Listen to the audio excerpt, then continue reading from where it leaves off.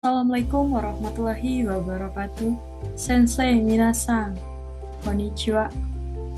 Watashi no namae wa Rapunga Puspita desu. Rapunga to yonde kudasai. Poltekkes Kemenkes Bengkulu karakimashita.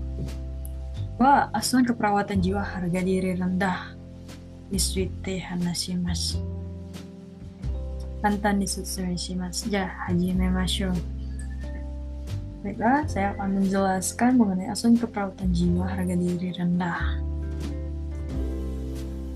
Harga diri rendah atau disingkat HDR merupakan perasaan tidak berharga, tidak berarti, dan rendah diri yang berkepanjangan terhadap akibat evaluasi negatif terhadap diri sendiri dan kemampuan diri, menurut SDKI tahun 2017. Kemudian, HDR dibagi menjadi dua, bisa HDR situasional atau muncul tiba-tiba, bisa HDR kronis atau HDR yang berlangsung sejak lama.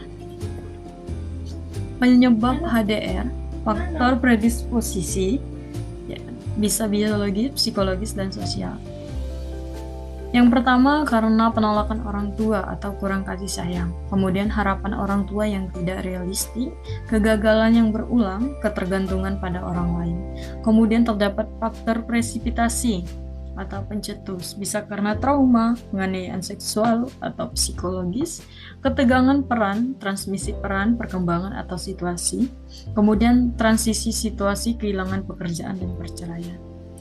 Tanda dan gejalanya, pasien mengungkapkan rasa malu atau bersalah, menilai diri negatif, merasa tidak mampu melakukan apapun, menolak penilaian positif tentang diri sendiri.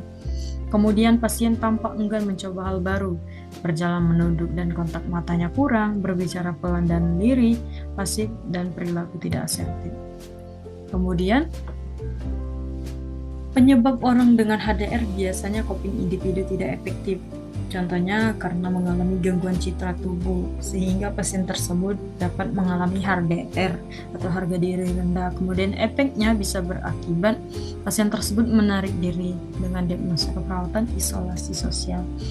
Pengkajian pada pasien dengan HDR difokuskan pada citra tubuh, bagaimana persepsi terhadap bentuk, ukuran, dan fungsi tubuh.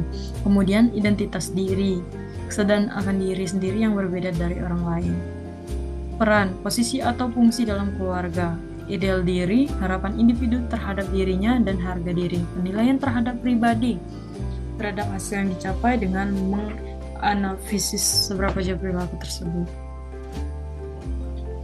Kemudian tujuan dan kriteria hasil, ruluaran utamanya bisa dengan harga diri, ekspektasi meningkat.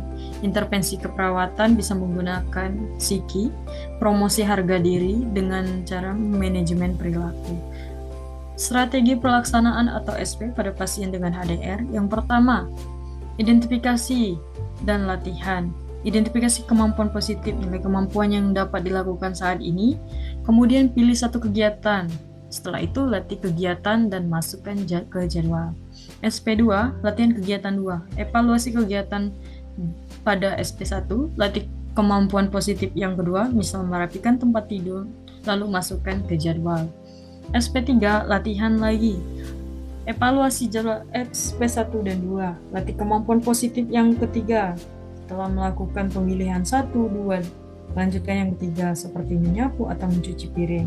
Kemudian masukkan ke jadwal. Yang terakhir, latihan keempat. Evaluasi SP1, 2, dan 3. Latih kemampuan positif keempat, misal lakukan ibadah, olahraga, lalu masukkan ke jadwal. Hai, owarimasu. Domo arigatou gozaimashita.